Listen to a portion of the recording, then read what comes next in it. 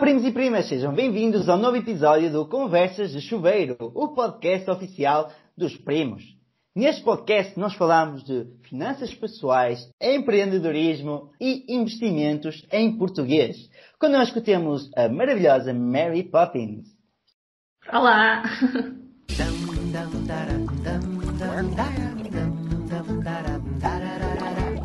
Banho é bom, banho é bom, banho é muito bom, só que agora acabou aí.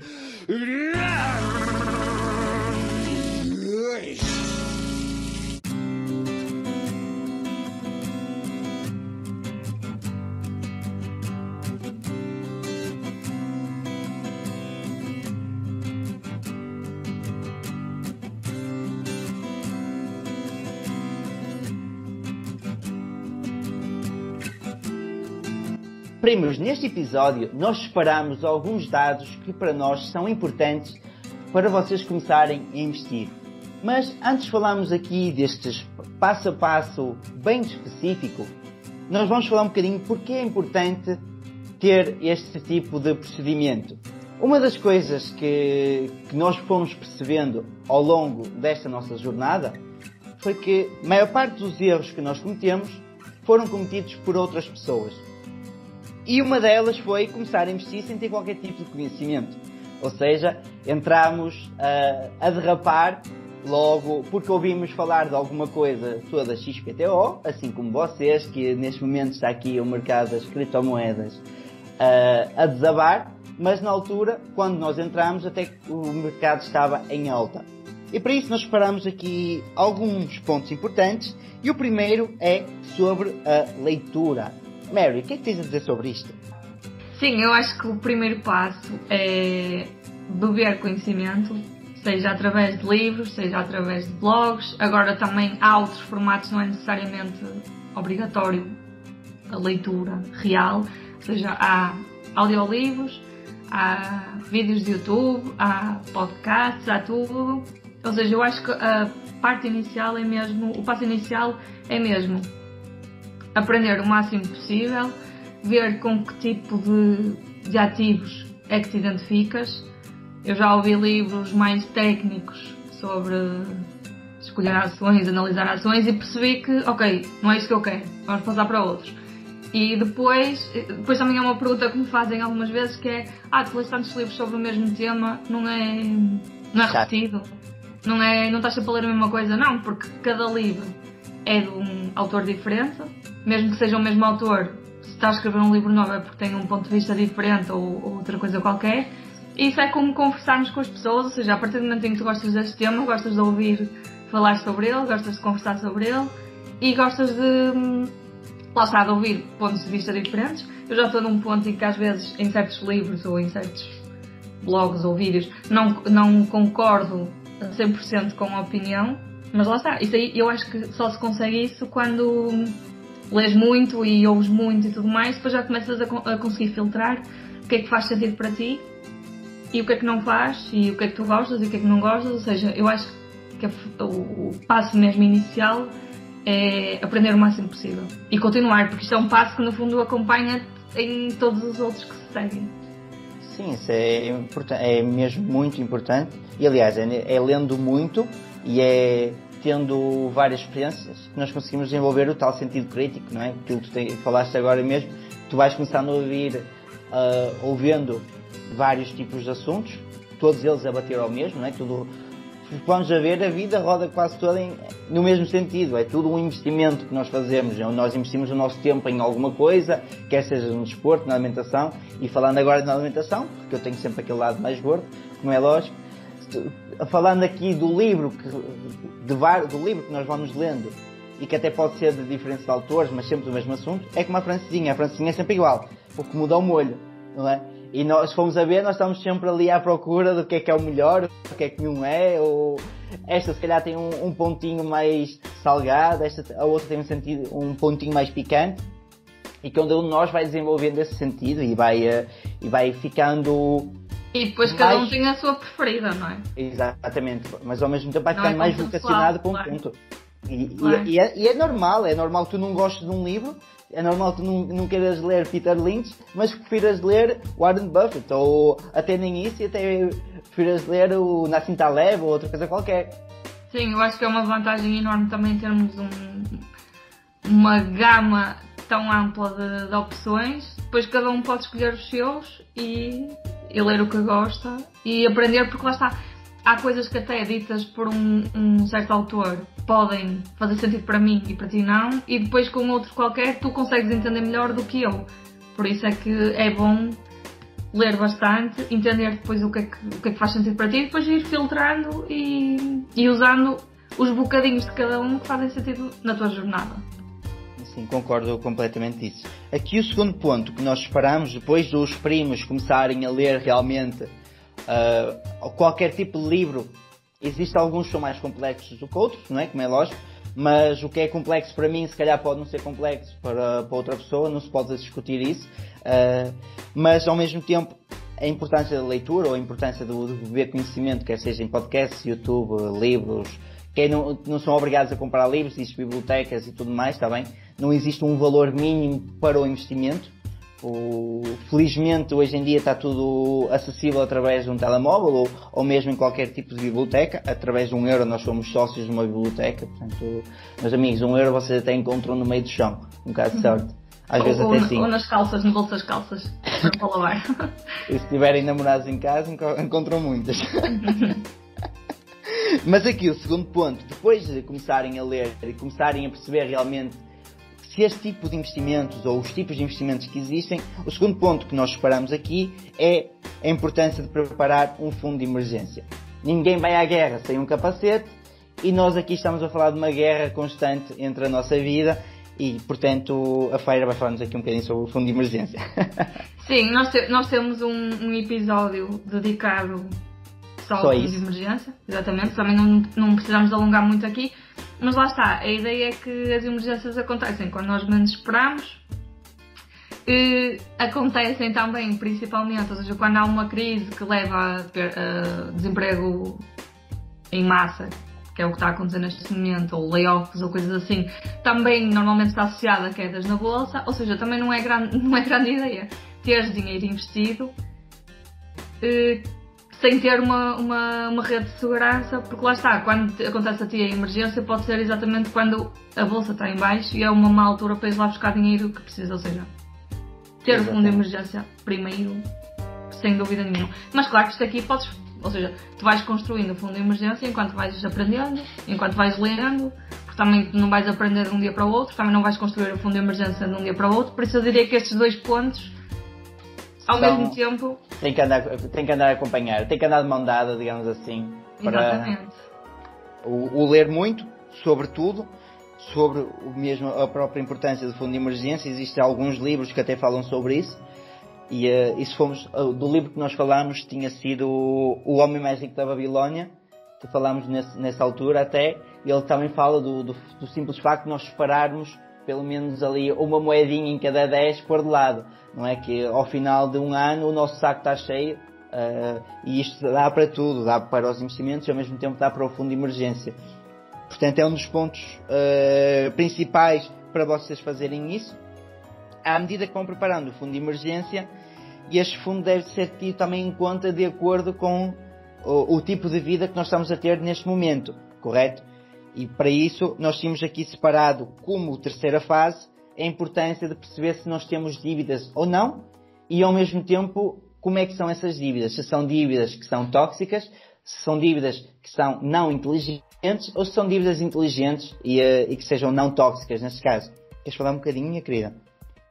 Olha, este é um ponto que eu não estou muito à vontade porque eu nunca tive dívidas, mas lá está, por ter lido tanto. E a maioria dos livros que eu leio começam precisamente nessa fase, ou seja, a ideia é cresceres o teu património e em grande parte dos casos tu começas não do zero, mas de valores negativos. Ou seja, há ali primeiro uma parte negativa de juros e de juros compostos que estão a agir contra ti, porque na fase em que tu tens dívidas, tu não estás a usufruir do juro composto, estás a pagar alguém esse juro composto. Por isso, eu até tenho, lá está, mas é com base no que eu aprendi, não é com base em experiência própria, por isso pode depois para outras pessoas não fazer sentido. Mas imagina, na minha opinião, que pode não ser muito consensual, mas é o que eu acho, e eu aqui não vejo a parte emocional porque nunca passei por isso, mas vejo a parte matemática. No caso de dívidas, por exemplo, de cartões de crédito ou coisas desse género, com taxas de juros muito elevadas, tipo 10%, 15%, 20% que existe, eu acredito que é mais vantajoso pagar primeiro estas dívidas antes de construir o fundo de emergência. Porquê? Esta dívida é garantida e tu estás a pagar o juro sobre ela que não é baixo. É um juro que tu não consegues noutros investimentos. Estás ali a ter um retorno. Se pagares esta dívida, estás a ter um retorno garantido de 10, 15 ou 20% no teu dinheiro. E o que é que acontece? Quando tu já estás nesta situação em que tens uma dívida com esta taxa, se não tiveres, imagina que a amortizas e não tens fundo de emergência e te acontece qualquer coisa e tens, sei lá, uma despesa de 1000 euros. O pior que pode acontecer é tu voltares a ter essa dívida, mas tu já a tinhas de qualquer forma. Exatamente. Já estavas importado na mesma. Exatamente, porque imagina, há uma probabilidade, que pode ser alta ou baixa, de te acontecer alguma coisa e tu precisares do fundo de emergência. Mas esta dívida que tu tens com uma taxa de juros enorme é 100% garantida. Ou seja, estatisticamente faz mais sentido tu pagares primeiro estas dívidas super altas e porque lá está, na eventualidade de te acontecer alguma coisa que precises de, lá está, não tendo fundo de emergência, contrair outra dívida, a única coisa que acontece é que voltas à situação em que já estavas anteriormente. O que é que tu achas sobre isto? Pois, e também uma das coisas que não nos podemos esquecer é que este tipo de dívida, a dívida de cartão de crédito é aquela que é mais tóxica de todas.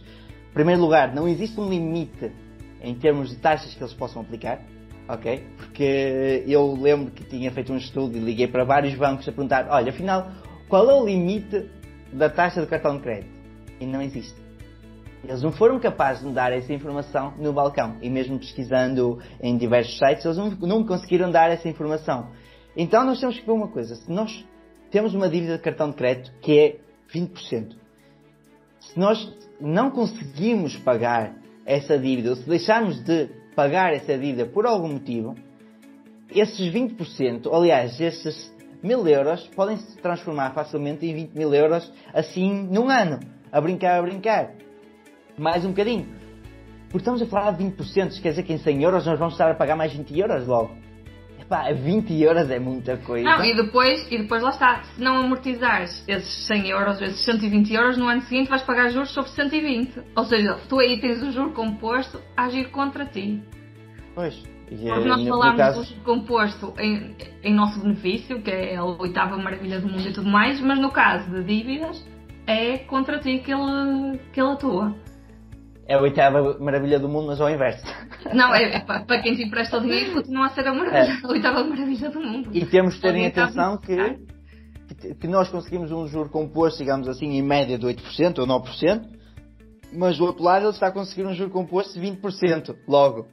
Então, quanto a isto, para dívidas tóxicas, neste caso para dívidas de cartão de crédito, dívidas que vão até 20%, 30%, 40%, sem aqui um limite, eu recomendo logo começar por aí. Aliás, foi isso que eu fiz na minha altura, foi liquidar esse tipo de dívidas, nesse caso tinha sido de um crédito automóvel, mas que também a taxa por si só era alta, já não me lembro assim de cabeça, mas devia ser à volta de 8% a 10%, não tenho aqui os papéis, já foi há algum tempo. Mas então sim, nesse ponto, o importante aqui seria realmente liquidar esta dívida. No entanto, digo que montar a reserva de emergência podemos fazer quando temos uma dívida que exista, mas que as taxas em si sejam baixas. E aí nós podemos conciliar a criação e pagamento da dívida ao mesmo tempo com a preparação do fundo de emergência. Isto aqui estamos a falar no máximo dos máximos, digamos, em uma dívida onde a taxa aplicada seja 5%, ok? Onde por norma, ok? Eu ponho sempre isto aqui por norma em aspas, está bem, primos? Nós iremos conseguir um retorno de 8%, ok? Então estaríamos ali a compensar 3% no nosso portfólio. isto seria para mim a importância de o preparar o fundo de emergência, ao mesmo tempo que estávamos a pagar aqui a dívida. Não sei se... Eu acho que neste ponto o que eu faria era fazer uma tabelinha com a dívida, com a descrição da dívida, a taxa de juro que tem e o valor em dívida. E depois, lá está, olhar um bocadinho para essas percentagens também, por exemplo, tu falas aí dos 5%, mas imagina que eu sou super conservadora e o dinheiro que eu vou investir vai ser em certificados de aforro, certificados de tesouro, ou seja, coisas que não vais conseguir essa rentabilidade de 8%, que estás a contar tipo com 2% ou no máximo, ou 3%. Lá está, tu aí continua a ser preferível amortizar as dívidas de 5%, por isso também depende um bocadinho, lá está, da aprendizagem que tu fizeste antes, saber qual é que é a tua tolerância ao risco, saber tudo mais, saber quais é que são os ativos que tu vais querer comprar e ver um bocadinho, lá está, isso aqui nós só podemos ir ver as rentabilidades, o histórico das rentabilidades e assumir que o futuro vai ser parecido, porque não há uma bola de cristal, tu não consegues, mas ok, já há 100 e tal anos de dados, podes assumir que será um bocadinho parecido, ou tens de considerar alguma coisa, é uma estimativa boa para se usar. Exatamente. E comparar um bocadinho, lá está, saber, ok, eu vou investir neste tipo de ativos. Tenho uma rentabilidade média de 2%. Todas as dívidas que estão acima desse valor, matematicamente, faz mais sentido pagá-las primeiro, porque vou ter um retorno maior. Nas dívidas é um retorno garantido. Negativo? Exatamente, de 5%. Não, se as pagares, por exemplo, uma dívida de 5%, tens um retorno garantido sim. de 5%.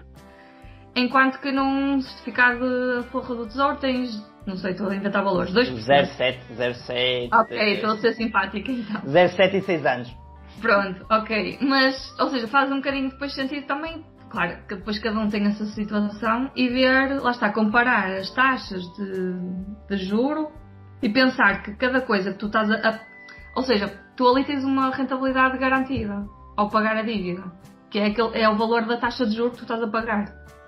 Pois. E comparar um bocadinho, lá está, com a alternativa que é investir esse dinheiro. No entanto, eu vou ter que dar aqui uma chinelada também aos primos que estão lá em casa, porque nós estamos a falar aqui em termos de risco e tudo mais, mas acho que estamos de acordo que o simples facto de nós contrairmos uma dívida, o simples facto de nós chegarmos e comprarmos um automóvel a crédito, nós já estamos a meter nas nossas costas um risco que não tem nada a ver com moderado, não é? Não tem nada a ver com um risco reduzido. E um dos principais pontos que me leva a trazer esta chinelada aqui para os primos tem mesmo a ver que muitas das vezes nós metemos aquela prestação que dizemos que cabe no bolso, não é? São 300 euros que eu vou pagar todos os meses pelo meu crédito automóvel. Dá bem. Mas a verdade é que numa situação de desemprego já não dá bem. Aliás, dá muito mal. Portanto, eu acho que a partir do momento em que os primos foram capazes de assumir este risco de ter um crédito automóvel, santa paciência, eles vão ter que ser capazes de assumir pelo menos durante algum tempo um risco a seguir, porque não estão a ser coerentes. É uma forma de ver a coisa. É uma forma de ver a coisa. Pronto, e em quarto ponto, nós temos, depois de termos preparado, neste caso, falámos aqui de leitura.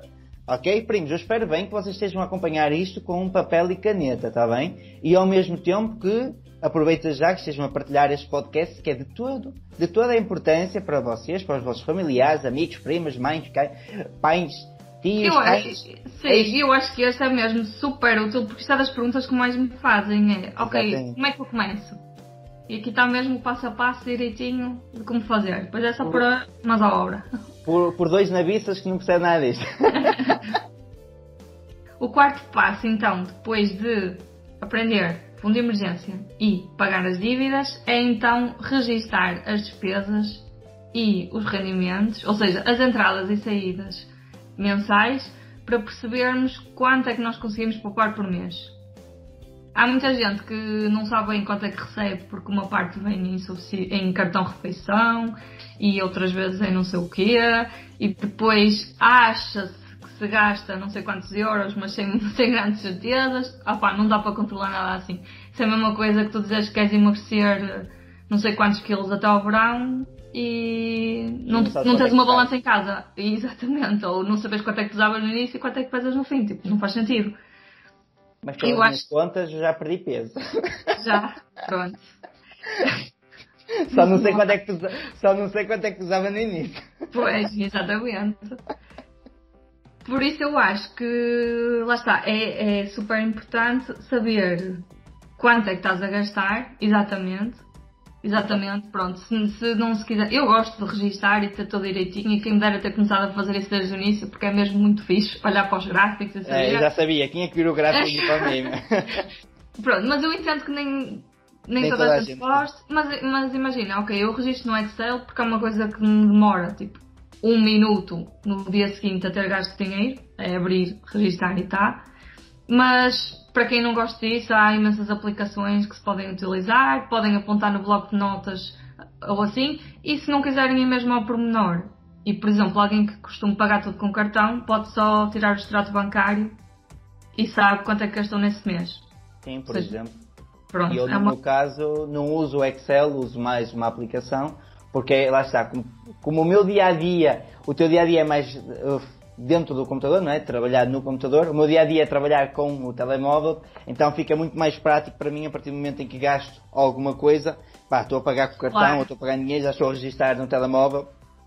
A ideia é que não há desculpas, ou seja qual for a forma como tu te adaptares melhor, é a forma que tens de utilizar. Não há uma fórmula mágica, nem uma receita melhor que as outras. É o que fizer sentido para ti no teu dia-a-dia, é o que deves fazer. Mas também acho que é importante nós dizermos aos primos que eles não têm que ser exaustivos, se calhar numa fase inicial, no que toca aos registros, que acho que é algo disso. Certo, imagina, eu até te digo, por exemplo, eu quando fiz a minha folha de Excel, passei ao meu namorado para ele registrar também. E ele, tipo, fez aquilo durante 1 mês, ou 2, acho que foi 2 meses, para saber quanto é que gastava. 1 mês bateu certo com o outro. A partir de agora ele sabe que é aquele X, tipo, pode variar mais 50 euros, menos 50 euros, uma coisa assim. Mas pronto, ele não tem paciência para isso, eu adoro. Mas pelo menos eu acho que 1 mês ou 2, mesmo que não queiras ir ao centro, tipo, olha, comprei um café agora, vou apontar aqui. Pronto, dás ali uma margem de 20 euros ou uma coisa assim, mas o grande... O grosso em si é que tem que ser registado. Daí eu estava a dizer que eles não têm que ser exaustivos nesse ponto. Claro. Porque é isso que vai acabar por fazer com que as pessoas deixem de registrar as despesas. Deixem de acompanhar realmente... ou deixem de ter aqui uma estimativa de quanto é que estão a gastar, porque lá está. Tentam fazer tudo de uma forma exaustiva, ao início, ao cêntimo. Gastei agora 5 cêntimos numa chiclete, vou registar. Não é isso. Pois, mas lá está, mas já ganhaste o hábito. Agora nós estamos... e gosto, lá está, e gosto de ver, mas não é obrigatório. Não é agora, obrigatório. Se vamos pegar no exemplo do teu namorado, que ele não tinha esse hábito, tu disse, lá está, e ele não tinha o hábito e começou a registrar, passado 2 meses aconteceu-se. Não, porque lá está, porque ele fez e pode ser feito assim. Ok, eu não faço. Ele quando fez isso, não fazia a mínima ideia de quanto é que gastava. E passou a fazer, pronto. Tem ali um valor, sabe, ok, é isso. Mais coisa, menos coisa. Exatamente, mas não há de ser, a não ser que seja um mas mês e qual é que é a vantagem disso? Qual é que é a vantagem disso? É que, por exemplo, se eu recebo 1000 euros e registro durante 2 meses as minhas despesas e gastei 800 euros, eu posso dizer que consigo poupar 200 euros por mês. Exatamente. E com esses 200 euros, aliás, além de saber que gastamos 800 euros mensais, correto? Também sabemos quanto é que vamos precisar para ter o nosso fundo de emergência. Exatamente. Não é? Que neste caso seria os 800 vezes 6 meses, podemos pensar assim, seria então os 4.800 euros que estariam de lado, poupadinhos na mesinha de cabeceira ou na gaveta das cuecas. Pode ser algo assim. Exatamente. Muito pensado. E então, depois de termos a leitura em dia, o fundo de emergência preparado, as nossas dívidas organizadas, o nosso orçamento aqui mais ou menos com uma ideia de quanto é que nós precisamos e quanto é que nós gastamos, nós passamos para a atribuição das metas, neste caso, que é, ok, eu sei que me sobram 200 euros todos os meses, o que é que eu vou fazer com eles? Gastar a partir de hoje está fora de questão, não é? Porque vocês já gastaram nos 800 euros até agora, então estes 200 euros têm que ter um fim prático, um fim útil. E esse fim útil não é o shopping mais perto. É algo que dê então para mais tarde poder usufruir do shopping. Claro. Nós aqui definimos então, ou seja, nós podemos definir as metas em objetivos de curto, médio ou longo prazo. Exatamente. Nós aqui, curto prazo, consideramos até 3 anos. Exato. Sim. Qualquer coisa assim. Pode ser o casamento de uns amigos ou o nosso casamento. Podem ser umas férias, podem ser as férias de verão. Pode ser trocar de telemóvel. Exatamente. Um filho que pode vir. Um filho que pode estar nos planos daqui a 3 anos. E então temos que preparar também isso. E agora, por exemplo, a forma como eu faria isto é... Então eu vou de férias daqui a 3 meses e as minhas férias vão custar 600 euros. E eu poupo os tais 200 euros por mês. Certo. Então o que é que isso quer dizer? Que eu nestes 3 meses, esses 200 euros que eu vou poupar são exclusivamente para as férias. Porque é o objetivo que eu tenho que está mais próximo. Preciso da totalidade do dinheiro. Por isso, esse dinheiro que eu estou a poupar é para isso. Agora imagina, se as minhas férias, se eu vou só aqui para a casa dos meus pais e vou ao cinema de vez em quando e as férias só vão custar 100 euros, eu poupo 100 euros e depois os outros 500 que eu vou poupar nesses 3 meses tenho de os atribuir a outro destes objetivos que eu posso ter aqui. Exatamente. E vamos imaginar que até seja a aquisição de um telemóvel, então nós teremos que custe 500 euros, que custe 300 euros, então nós teríamos ainda a possibilidade de pegar nos 100 euros o primeiro mês, se for 300 euros e mais 200 euros o segundo mês. Isto pode parecer uma coisinha muito fácil, primos, ou muito básica, mas é um dos erros que acontece muitas das vezes, é que nós não calculamos isso. Nós, quando não temos a noção de quanto é que ganhamos, nós pensamos que não ganhamos dinheiro e que não sobra dinheiro. Então o que é que vai acontecer? Vai acabar porque vamos ou pedir a alguém para nos emprestar, ou vamos acabar por dizer que não, ou vamos pedir um crédito ou vamos pagar as prestações. É que imagina, se eu tenho que trocar telemóvel no próximo ano, se eu não começar a planear agora, eu posso chegar à altura do próximo ano e pensar, agora não tenho dinheiro, vou ter de pagar com o cartão de crédito ou uma coisa assim. Ou vou ter que pagar as mensalidades, as prestações aqui, fazer um plano de 24 meses. Quando, toda a gente sabe, mais ou menos, claro, a não ser que te aconteça alguma coisa, parte do telemóvel e tudo mais, está planeado, ou sabes que ele ao fim de X anos vai dar o badagaio. Pois, é o que está a acontecer ao meu. Sim, também existe aquela possibilidade de aproveitar ao mesmo tempo, já que vamos trocar de telemóvel, podemos tentar vender o anterior, certo? Podemos tentar vender o anterior, ganhar aqui algum dinheiro, isto já é uma coisa aqui para uma renda extra adicional, estão a ver? Já pode ficar mais barato. Nós somos uns caritos, estava a fazer mesmo aqui a papinha toda. Isto vai ficar caro. Claro que a minha irmã fez pataniscas há um bocado. Mas sim, aproveitar esse dinheiro adicional que já nos vai permitir ao mesmo tempo de baixar a nossa conta e vai nos permitir sobrar mais dinheiro para outra meta qualquer. Portanto, acho que faz todo o sentido os primos a curto prazo, aqui é um espaço de 3 anos, colocarem esse dinheiro e começar a separar aqui por potinhos, por envelopes, pronto, como quiserem. E para onde é que vai esse dinheiro? Era isso que eu te ia perguntar. Ora, nós separamos aqui que esse dinheiro, como é um dinheiro que nós vamos precisar muito rapidamente, não convém nós ficarmos sem eles ou não convém existir qualquer tipo de risco. Para isso, nós pusemos aqui contas de poupança, contas remuneradas, gaveta das cuecas, porque também temos de ser sinceros, a rentabilidade que nós vamos ter nestes 3 anos não vai ser nada para ir além. O quê? Vamos aplicar 1% ainda em 100 euros? Claro, e assim, eu acho que seria traumatizante alguém investir o dinheiro das férias e depois descobrir que não pode ir de férias porque o dinheiro vale metade do quando colocou lá. Ou seja, isto aqui se queremos atingir estes objetivos, se poupamos para eles, vamos garantir que os conseguimos realizar já que trabalhamos para isso, não é?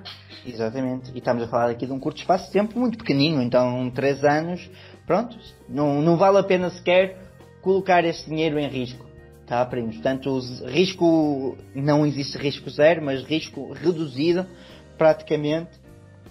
Portanto, uma continha bancária ou isso, e aproveitar isso, colocar o dinheiro lá dentro.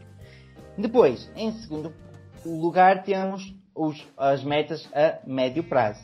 Correto? E o que é que pode ser a médio prazo? Temos que comprar uma casa, certo? Aliás, aqui a médio prazo nós estamos a calcular entre 3 a 8 anos, está bem?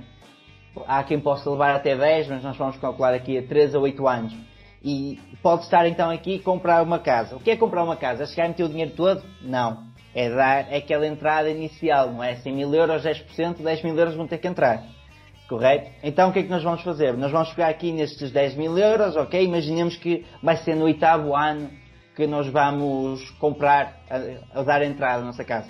Então nós sabemos que 10 mil dividido por 8 dará algo como 1.250 euros por ano, que deve ser colocado de lado. Se nós vamos pegar nestes 1.250 euros, é isso?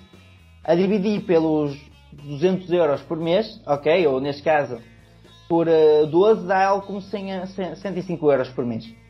Portanto, ainda há aqui muito dinheiro que dá para ser colocado de lado se sobrar 200 euros.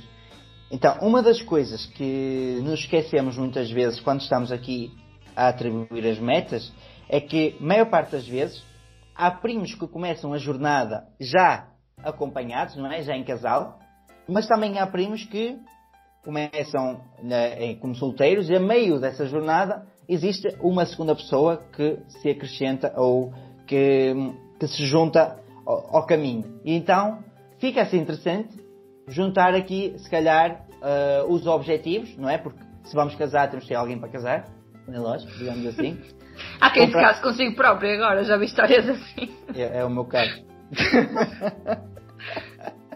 Não, mas se vamos colocar aqui alguém dentro da nossa vida, acho que faz todo o sentido, a partir do momento em que ele entra dentro da nossa vida, faz todo o sentido começar e colocar essa pessoa dentro das nossas metas, porque acho que é esse o objetivo, não é? Sim, até porque há aqui objetivos que depois passam a ser comuns, não é? Comprar a casa, normalmente faz depois a 2, ou mesmo, lá está, para médio prazo podes planear uma viagem tipo à América do Sul de não sei quanto, tipo, vais a poupar aí numa quantia significativa. Exatamente.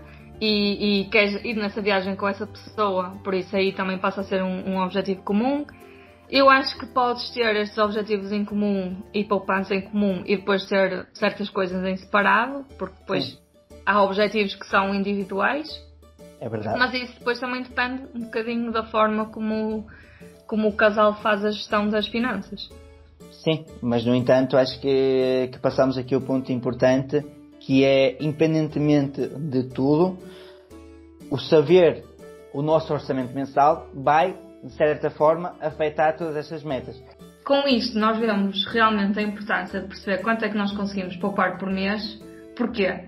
Nós podemos ter aqui uma série de objetivos, tipo, temos as férias daqui a 3 meses de 600 euros, queremos comprar um carro de 10 mil euros daqui a 6 anos, queremos comprar uma casa daqui a 10 e poupamos 200 euros por mês. Ao fazer aquelas continhas básicas que nós dissemos, ou seja, de saber atribuir os 200 euros por mês que vamos poupar ao longo deste prazo, podemos chegar à conclusão que não conseguimos comprar a casa daqui a 10, que vamos precisar de mais 2 anos para conseguir juntar para isso.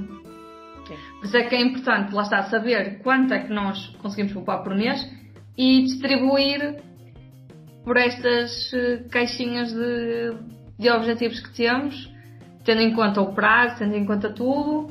Lá está, e depois podemos chegar à conclusão que precisamos ou poupar mais, se for possível, através de aumentar rendimentos ou reduzir as despesas, ou então aumentar o prazo dos objetivos que temos. Em vez de conseguir daqui a 3 anos, que só vamos conseguir daqui a 5. E está tudo bem. Exatamente. É importante saber isso. Lá está. Sim, é importante ter essa ideia. E agora, onde é que os primos podem aplicar esse dinheiro? Lembram-se, no curto prazo nós dissemos que não há assim muita opção para colocar o dinheiro. Mas no médio prazo, dos 3 aos 8 anos, já temos aqui algumas opções, porque já temos mais tempo para gerir risco, não é? Então nós separamos o quê? Nós separamos, imaginemos que vocês têm 20 mil euros que conseguiram juntar, está bem? Em casal, estamos a falar aqui de tipo casal ou então em forma individual, mas nós temos aqui 20 mil euros. Nós separamos aqui, por exemplo, 2 exemplos para vocês muito simples, que seria um primeiro exemplo num PPR, ok? num PPR em forma de fundo, exatamente, mas com a particularidade que não íamos aproveitar os benefícios à entrada. Ok? Porque estamos a falar, existe aqui algumas taxas que vão ser aplicadas depois, e se vocês aproveitarem o benefício à entrada e saírem passado 8 anos, vão ter que pagar. E nós queremos que vocês paguem o mínimo possível e ganhem o máximo possível. Então, nós metemos aqui num PPR e num certificado de aforro, por exemplo. Isto porque em termos de riscos. Mas qual é a importância aqui dos riscos que convém vocês perceberem? Vai afetar nas rentabilidades, está bem, primos? E vai afetar no dinheiro que vocês vão ganhar passados os 8 anos, ou os 6 anos, aliás. Nós fizemos as contas para 6 anos. Então, imaginemos que vocês aplicavam 20 mil euros num certificado de aforro. Ao final dos 6 anos, vocês iriam ganhar a belíssima quantia de 848 euros líquidos, está bem? Ou seja, iriam terminar o vosso 6 anos com 20.848 euros. Enquanto se utilizassem num PPR, ok? Sem os benefícios à entrada e em forma de fundo, nós estamos aqui a atribuir em média, ok? Uns 5% de rentabilidade anual. Vocês iriam conseguir, ao final de 6 anos, um incremento de 5.339,49 euros, ok? Isto seria que vocês iriam ter 25 mil euros ao final de 6 anos. No entanto, como estamos a falar de um PPR que vocês vão levantar esse dinheiro ao final de 6 anos, vão ter que pagar 21% de imposto. Correto? Que está nada mais, nada menos do que 4.500 euros adicionais. Está bem? 4.500 euros líquidos. Isto em relação ao certificado de aforro. Ou seja, vocês iriam ter ganho 4.500 euros a mais. Portanto, estão a ver que ainda é muito dinheiro e que começamos a ter aqui opções e que um bocadinho mais de risco dá-nos também aqui umas férias garantidas, não é? Ou até 4, se for 1.000 euros perfeitos. E depois temos o longo prazo, não é, minha querida? Queres falar aí um bocadinho? Sim, eu voltava um bocadinho atrás, porque nós aqui falámos de PPR, mas ETFs globais, ETFs de obrigações, ou seja, aqui com um prazo, se calhar os objetivos de médio prazo, que estão mais encostados aos 3 anos, se calhar optar por um bocadinho menos risco, mas os que estão mais encostados à outra ponta, a 18 anos, aí já se pode brincar um bocadinho mais. Totalmente, porque já é um prazo maior para deixar crescer. Pronto, aqui no longo prazo nós pusemos aqui como objetivo a reforma. Exato. Pode ser, ou sei lá, comprar uma casa de férias, ou comprar uma autocaravana. Exatamente, uma coisa que queremos, sei lá, daqui a 20 anos ou daqui a... dar a volta ao mundo. Exatamente. Seja o que for, acima de 8 anos, 10 anos, passa a ser um objetivo de longo prazo. E aqui já temos de voltar um bocadinho ao ponto 1, depois de termos aprendido e percebido qual é que é a nossa estratégia, o que é que nós gostamos, quais é que são os ativos que fazem sentido para nós, neste longo prazo é qualquer coisa que faça sentido para o nosso perfil. Exatamente, e dentro disso nós temos várias opções, desde investimentos em ações, investimentos em ETFs, plataformas peer-to-peer, investimento em criptomoedas, negócios, tanta coisa. Tudo o que fizer sentido relativamente ao vosso risco, certificados de aforro se for o caso também. No entanto, há que garantir uma coisa, primos. O risco vai sendo diluído quanto mais tempo nós damos aos investimentos, está bem? Então, se eu hoje tenho 18 anos, o meu risco de chegar aos 60 anos e ficar sem dinheiro é muito pouco, tá? Se eu hoje tenho 35, eu preciso do dinheiro aos 36, o risco é muito maior. Mas quanto mais tempo, quanto maior for a minha janela de investimento, em termos de tempo, menor vai ser esse risco e maior deve ser o risco que eu assumo nos investimentos. Isto, a meu ver, como é lógico, vale o que vale, Não, porque no fundo, lá está, tu quanto mais tempo tiveres, mais tempo tens para recuperar de quedas, para ajustar a tua estratégia se for o caso. Sim. Ou seja, enquanto que uma coisa que seja daqui a 3 anos, não há grande tempo para corrigir as neiras que possas ter feito com esse dinheiro. E até uma frase que se costuma dizer que é que no longo prazo o risco é não assumir risco. Uhum. Pois, isso aí é uma coisa, por acaso, que é muito engraçada, que é assim. O meu objetivo a longo prazo é a reforma antecipada. Vamos supor que eu daqui a 15 anos quero reformar. A probabilidade de eu atingir este objetivo é muito maior investindo 100% em Bitcoin. Estou agora a dizer uma sorte, não é o que eu faço, mas imagina, é maior a probabilidade de eu atingir o meu objetivo investindo 100% em ações de sei lá o quê, de uma empresa qualquer, do que deixar o dinheiro parado. Porquê? Porque se eu deixar o dinheiro parado, eu sei que chego daqui a 15 anos e tenho, sei lá, 100 mil euros ou 50 mil euros poupados. Exato. Enquanto que investindo num ETF de ações ou noutro ativo qualquer, há uma probabilidade do dinheiro multiplicar X vezes nesse tempo.